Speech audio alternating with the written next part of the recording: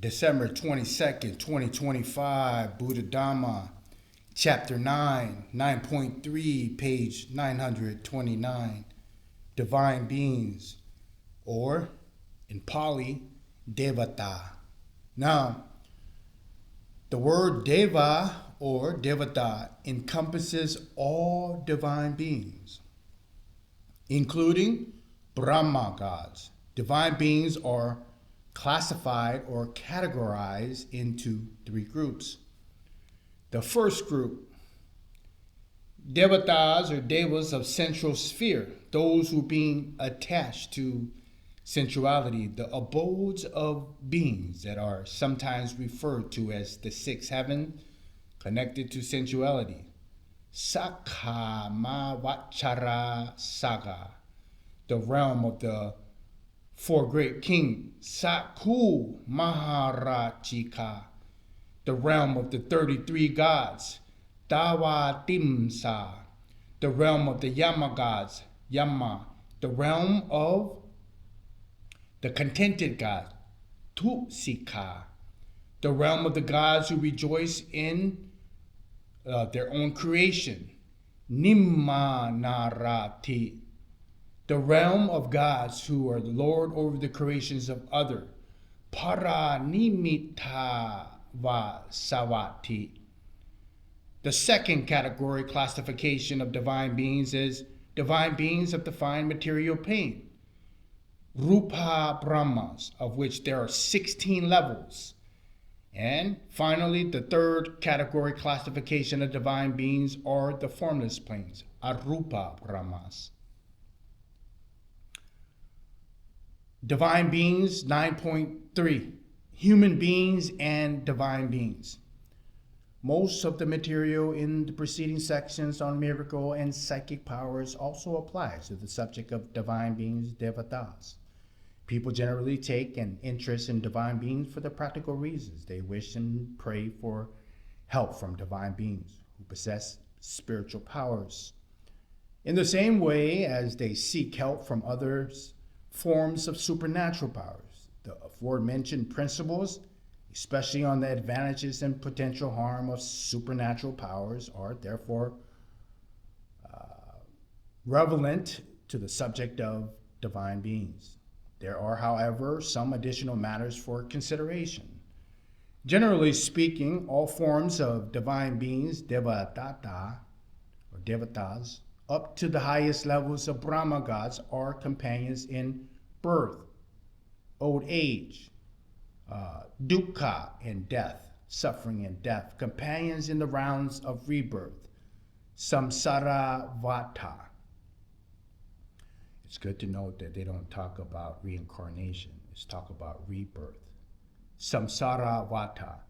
Moreover, as the case with human beings, the majority of these divine beings, devatas, are unawakened beings, putu jana, possessing mental defilements. Although some divine beings are enlightened, most of them realize enlightenment in previous lives as a human being. Although divine beings are ranked as superior to human beings in spiritual qualities, the celestial realms and the human realms are so similar that they are both classified as happy destinations, sukhati. In some respects, divine beings have an advantage over human beings, while in other respects, human beings have the advantage. On one occasion, Gautama Buddha compared the residents in India, or Bharat, Jambutipa, the land of the rose apple trees, with the gods of Dawa Timsai, heaven realm, and claimed that the gods are superior to human in the three aspects: divine age, divine beauty, and divine happiness. While human beings are superior to the gods in three aspects: courage, mindfulness, and the practice of the holy life, the practice of the noble path, Arya Magga. Normally, human beings consider themselves inferior to divine beings and want to be reborn in heaven. But divine beings consider rebirth as to a human being to be a happy destination, Sukhati. As confirmed by Gautama Buddha, the human state, monks, is the Deva's reckoning of a good destination, Sukhati. When a divine being is about to pass away, the other Devatas or Deva invoke a blessing to that this being may take birth as a human, since the human realm is a place where one can choose to perform wholesome, virtuous deeds and give oneself fully to the Dhamma practice. Of course, one can also give oneself fully to the unwholesome actions. Gautama Buddha considered birth as one of the gods who lived an exceptionally long time as a wasted opportunity for practicing the holy life. One can even call such a birth bad luck. Divine beings experience undiluted happiness, which tends to lead to the heedlessness and to weakly established mindfulness. The human realm contains a mixture of happiness and suffering. It offers a wide range of experiences and lessons. If a human being knows how to properly direct attention, he or she will gain understanding, develop mindfulness that is agile and alert, develop self-discipline, and progress in the noble qualities, Arya Dhamma. The human realms lies between the heavenly realms and the unhappy destination, Apaya. Unhappy destinations, Apaya. For instance, the hell realms. Unhappy destinations are inhabited by beings who are evil or of base spiritual qualities. Although some of these beings can be considered good, they have fallen into these realms because unskillful deeds have borne fruit and dragged them down. The celestial realms are inhabited by beings who are comparatively virtuous, although some of these beings are of bad character. They were born in heaven because wholesome deeds lifted the person up. The human realm, which lies in the middle, is like a road junction, a place for both divine beings and beings from states of perdition to pass through. It is a place where beings from all realms of existence come to produce karma. It is where evil beings better themselves and prepare for heaven, where virtuous beings commit evil deeds and prepare for hell, and where wise beings stop producing karma, disentanglement for themselves, to propagate the Dhamma, the eternal law, and to find freedom from the cycle of rebirth and death, samsara vata. There are 4 levels of unhappy destinations. Beings in each distinctive level possess a similar degree of unwholesome qualities, papa dhamma. The celestial realms contain many different levels with ascending degrees of refinement. Beings in each level possess a similar degree of virtue. Only the human realm is a center for both vice and virtue of all hues. It contains evil people who resemble the beings from the deepest recess of hell. It contains virtuous, refined people similar to the highest Brahma gods. And it contains beings who have transcended all states of existence, and whom even the gods venerate. The spiritual qualities and general capabilities of human and divine beings are very similar, but human beings possess a greater opportunity for spiritual development and self-improvement. Generally speaking, devas are superior and more proficient than humans. But when humans elevate themselves by spiritual cultivation, they are equivalent to even to surpass the gods in virtue and ability, although from the perspective of Dhamma, it is not encouraged to view it as a competition on the subject of higher knowledge and vision of the Devatas. Secondly, obsolete from the relating to the divine. Religious or religions existing in Bharat, India, before the time of Gautama Buddha were polytheistic. But their adherents also believed in a chief God who created the world and all phenomena. It was not considered possible for human beings to be superior to this God. People related to the gods through prayer and seeking ways to please and favor them. For example, through hymns of praise, worship, proprietary offerings, and sacrifice. Alternatively, people use other forms of supplication by suppressing the gods to taking an interest, provoking them until they were worried and forced into leading or lending a helping hand of pleasing the supplicants. This later method employed various religious and aesthetic practices of self-mortification and self-punishment. In some, there are two traditional ways of relating to divine beings. First, through prayer and supplication, through offering, worship, and sacrifice, similar to the pleadings of a child with his parents. Sometimes this behavior turns into an effort to flatter or bribe the higher powers. Secondly, through coercion, compelling the devas through various ascetic practices or religious rituals to act according to one's wishes.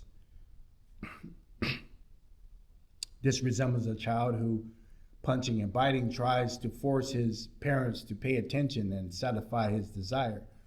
Both ways boils down to a search of personal gain and invoke dependence on an external force. When Gautama Buddha began teaching, he encouraged abandoning these two ways of practice. It is this abandonment of them that distinguished Buddhism on the subject of divine beings. By abandoning these practices, Buddhism is able to offer a more rational approach, to point clearly to the advantages and harm of different ways of acting, and to establish a new, more appropriate relationship to the divine. Thirdly, harmful effects on depending on divine beings. Reliance on divine beings has similar limitation and creates similar obstacles to those described above in relation to psychic powers. From the perspective of wisdom, devatas, like human beings, are on the whole still ignorant of the truth. This is evident from the story of the monk mentioned earlier, who traveled through the various heaven realms, asking a question which even the highest God cannot answer, and the story of Gautama Buddha subduing the Brahma named Bhakha. From the perspective of the mind, devas are still similar to human beings in that most of them are unawakened. They still have a degree of mental defilement and suffering. They are still spinning in the world of rebirth, samsara vata. Examples of this is for the god Brahma, who despite the elevated spiritual qualities still heedlessly, apamado, considered himself immoral. And Indra, king of the Tawa Timsa heaven, who is intoxicated with divine treasures. People seek help from Indra, but Indra himself is not without greed, hatred, delusion, and fear. Apart from the dependence on divine beings, conflicting with the principles of achievement through perseverance and effort, of self-reliance and of liberation, as mentioned earlier in the section on psychic powers, there are many other harmful consequences to such behavior.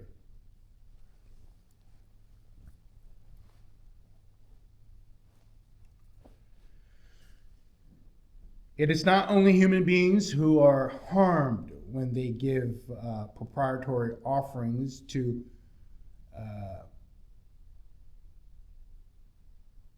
and curry favor with devas, because most devas are unenlightened.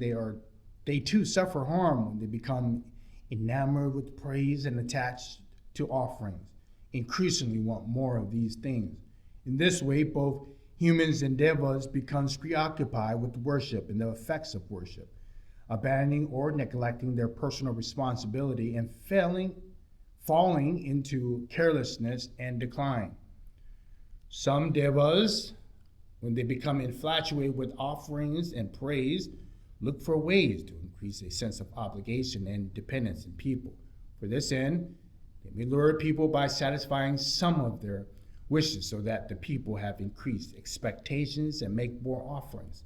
So they may even deliberately cause a crisis so that people will feel the need to need them, or turn to them. When accusation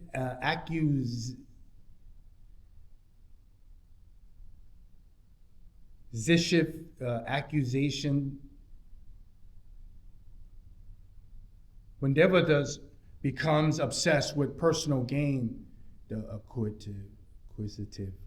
when acquisitive devas become obsessed with personal gain, virtuous devas who help people without seeking personal advantage become weary and stray away.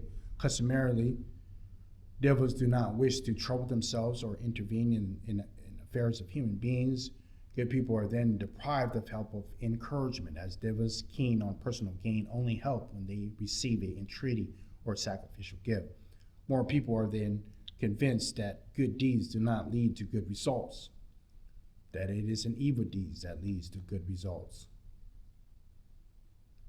This caused social confusion.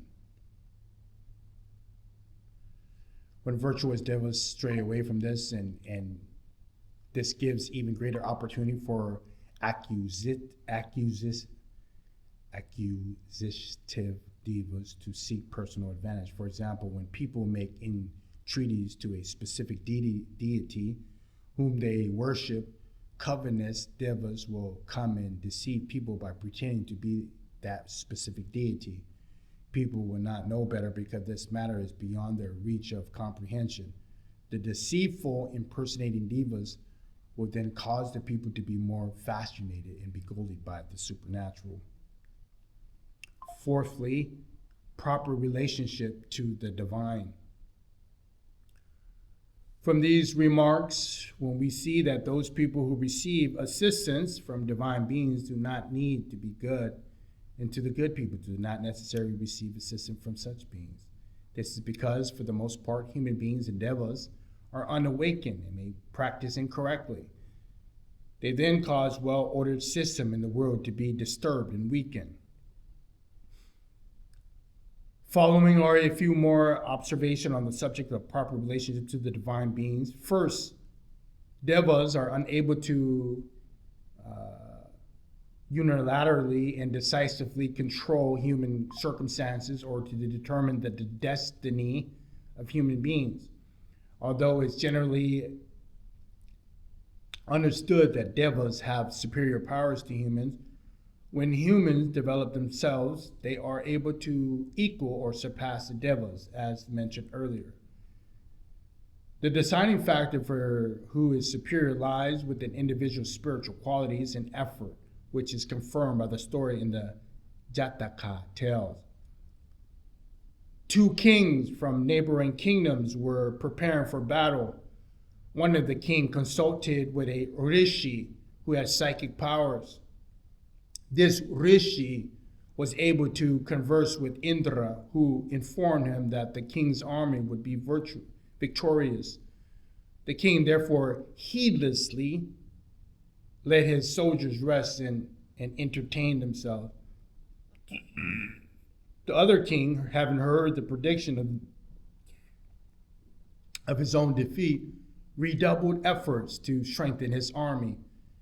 In the ensuing battle, the army of the second king gained victory. Indra, who was blamed, then uttered this divine maxim: the perseverance and effort of human beings, the devas are unable to thwart. People often give honor and respect to the divine spirits that dwell in their houses. But from one perspective, these spirits are simply guests.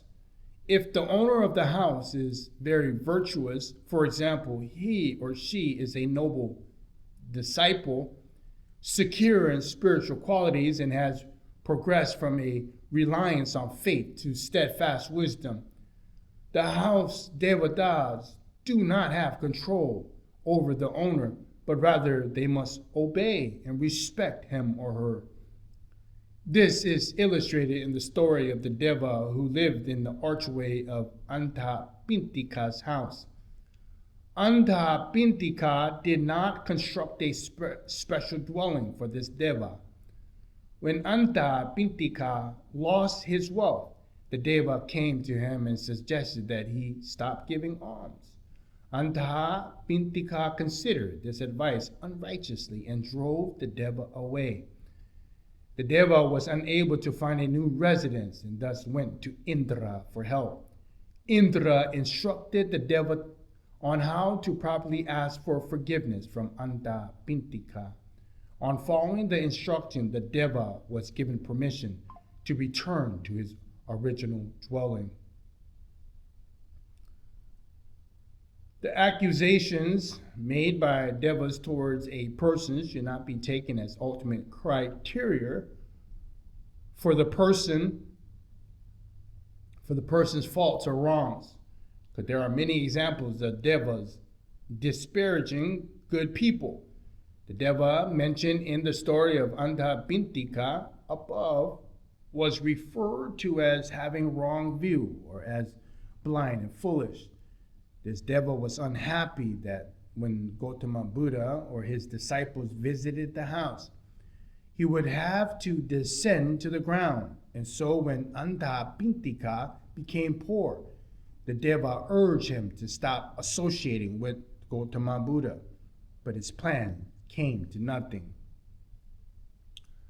Some Devas, out of mischief, instilled a sense of mutual suspicions in people. Some forest Devas are unhappy when monks go and live in the forest to practice the Dhamma, because these virtuous people with superior spiritual qualities have entered their domain, which makes them feel frustrated and inconvenienced. They therefore look for ways to make life uncomfortable for them. Under the circumstances, Gautama Buddha recommended that the monks solve this problem by responding with goodness and spreading loving kindness. In any case, the Devas made proposals and suggested a person act in a particular way. If these requests were deemed inappropriate or unrighteous, Gautama Buddha's disciples, as a true understanding of his teaching, remained resolute and under no circumstances allow themselves to be persuaded by these suggestions, regardless of whether the Devas threatened them or promised rewards. Third, some Devas behave badly. They are hostile and repeatedly impede the spiritual development of human beings. One should not only refrain from soliciting or relying on these Devas, but one should outright subdue or conquer them with virtue. If people develop themselves, they are able to overcome these Devas. An important example of this kind of deity is Mara. Here, the discussion of Mara conforms to Tipitika's stories of Mara as a being, not to the figurative or metaphorical meaning of this word. Mara dwells in Paranimita Vatsavati, the sixth and the highest heaven of the sense sphere. He likes to obstruct and harass others when they perform good deeds, especially when someone tries to free himself from sensuality. In such a case, Mara fears that people will transcend his domain, and in this case, the person must confront Mara to bypass and pass beyond. Mara has enormous power. Even Indra flees and hides away from outskirts of the universe when Mara appears. And Brahma also avoids him. Occasionally, Mara goes to disturb the Brahma worlds, which find material sphere in the higher than modest normal realm of existence. Gautama Buddha therefore said, of all powerful beings, Mara is the greatest. Although Mara has such great power, a person who is well trained in moral conduct, concentration, and wisdom can conquer him with his virtue. And such a person of supreme spiritual qualities is revered by the devas all the way to the Brahma realms.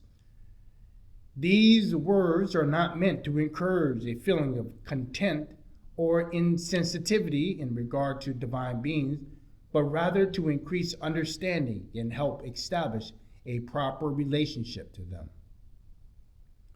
Fifth, Buddhist relationship to the divine. Based on the understanding of the nature of divine beings and harm in relating to them improperly, Buddhism teaches to abandon all dependence on supplication to them, whether in form of prayer or through cohesion. Buddhism teaches a new form of relationship, one of friendship, loving kindness, and mutual respect. We should consider that we all are companions in suffering and in the round of free birth, that on the whole, humans and devas exist on a high spiritual level. Humans and devas should not disturb or interfere with each other, each make an effort to fulfill their individual responsibilities. The relationship of non-disturbance and non-harm between humans and devas is clearly depicted in many stories from the scriptures, especially in the Jataka and the Dhammapada commentaries. In these stories, we see devas assisting human beings. But on the nature of and reasons behind this assistance differs from that found in earlier traditions. Here, the devas help from their own initiative, prompted by their own sense of goodness. They do not help because people ask, and they neither expect nor desire such entreaty. Those people who receive help act virtuously and judiciously in an ordinary, independent fashion. They do not expect to be helped. They do not seek such assistance. The cause for this assistance is the goodness and good actions of human beings. It is not a result of supplication or a form of reward. In the scriptures, the chief deity who offers such assistance to human beings is Sakka, also known as Indra, king of the Devatas. The principle of assistance by Sakka, which conforms to Buddhist principles of active engagement, Kamma, involved by the principle of divine power espoused by pre-Buddhist religious doctrines. Although this principle is not yet purely in accord with Buddhist teaching, it has evolved in a distinctly Buddhist direction and has been incorporated into Buddhist tradition. The core of this principle is that virtuous human beings act based on their own mindfulness and wise judgment in as steady and determined way as they are able. They do not wait for, expect, or request assistance from divine beings. Virtuous devas are eager to assist good people based on their own sense of virtue. When good people are in trouble, virtuous devas feel compelled to help.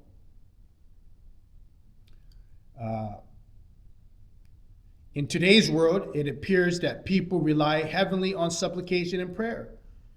This would be acceptable if they first made effort, but it is often the case that people make no effort before soliciting divine beings. Those devas in turn wait for a petition before descending and help those who offer supplication, regardless of whether the people are good or bad. Under such circumstances, one can assume that the devas who come are both accusative, disingenuous, or meek, getting tied up with human affairs until both parties are corrupted. Here, human beings behave well without expecting assistance from divine beings, and devas offer assistance without expecting human entreaty. Those people who are still concerned with the principle of divine power can reflect on this saying. The responsibility of human beings is the effort to do good. The responsibility of heaven is to assist good people. Fulfill their responsibility to the best of your ability. This original saying is translated as, the effort to do good is the virtue of human beings. The assistance of good people is the virtue of heaven. But using the term responsibility emphasizes practical application. If people do not make effort to develop goodness, but are caught up in supplicating the devas, and if the devas are not interested in helping good people, but rather help only those who make entreaties, both parties act irresponsibly. When humans and devas lack virtue and act irresponsibly, they both face ruin according to the law of nature that governs both human realm and heaven. Here is a concluding passage by Gautama Buddha on the subject of the divine. Abstention from fish and meat, life as a naked aesthetic. Shaving the head, life as a matted hair aesthetic. Smearing the body with ashes, wearing rough lion skins, fire, worship, undertaking religious practices in order to become a god. Aesthetic practices of this world, proprietary offerings, sacrifices, seasonal sacred observances, none of these things purify a person who has not overcome doubt.